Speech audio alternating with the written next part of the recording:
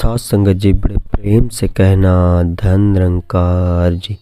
तो साथ संगत जी आशा है आप सतगुरु माता जी की कृपा से स्वस्थ होंगे। तो साथ संगत जी दास आज आपको एक कहानी सुनाएगा जिसका साथ संगत जी शीर्षक है रोशनी की किरण। तो आप सभी संतों के चरणों में प्रार्थना है इसे लास्ट तक जरूर सुने। तो साथ संगत जी रोहित 8वीं कक्षा का छात्र था। वह बहुत आज्ञाकारी था और हमेशा औरों की मदद के लिए तैयार रहता था। वह शहर के एक साधारण मोहल्ले में रहता था जहां बिजली के खंभे तो लगे थे पर उनमें लगी लाइट सालों से खराब थी और बार बार कंप्लेंट करने पर भी कोई उन्हें ठीक नहीं करता था। रोहित अक्सर सड़क पर आने जाने वाले लोगों को अंधेरे के कारण परेशान होते देखता। उसके दिल में आता कि वह कैसे इस समस्या को दूर करे। इसके लिए वह जब अपने माता पिता या पड़ोसियों से कहता तो ये सब सरकार और प्रशासन की लापरवाही कहकर टाल देते। तो साथ संगत जी ऐसे ही कुछ महीने और बीत गए। फिर एक दिन रोहित कहीं से एक लंबा सा बांस और बिजली की तार लेकर और अपने कुछ दोस्तों की मदद से उसे अपने घर के सामने गाड़ कर उस पे एक बल्ब लगाने लगा। आस पड़ोस के लोगों ने देखा तो पूछा, अरे तुम ये क्या कर रहे हो?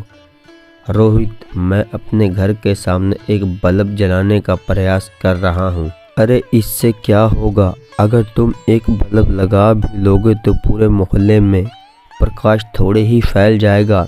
आने जाने वालों को तब भी तो परेशानी उठानी ही पड़ेगी। पड़ोसियों ने सवाल उठाया।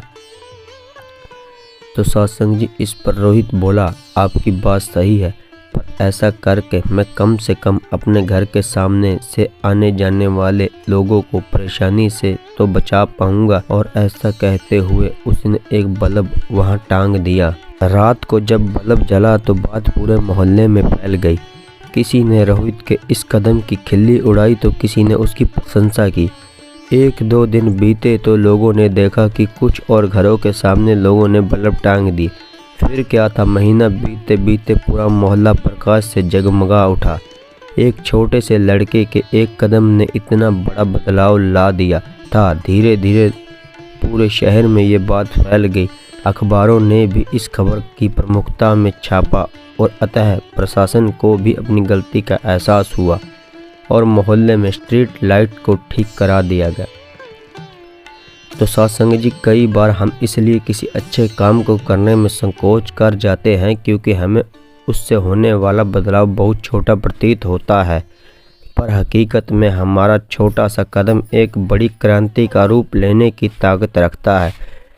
हमें वो काम करने से नहीं चूकना चाहिए जो हम कर सकते हैं।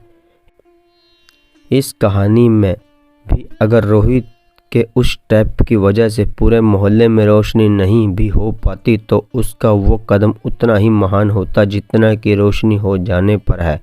रोहित की तरह भी हमें बदलाव होने का इंतज़ार नहीं करना चाहिए। तो सत्संग जी हमें इस कहानी से यही शिक्षा मिलती है कि हमें खुद को बदलना है, ना कि किसी और को हमें देखना है। हमें अपने जीवन में एक छोटा सा प्रयास करना है। तो सत्संग जी अगर कहानी अच्छी लगी हो तो वीडियो को लाइक करें, चैनल को सब्सक्राइब करें और ज़्यादा से ज़्यादा शेयर करें। सत्संग जी धन निरंकार जी।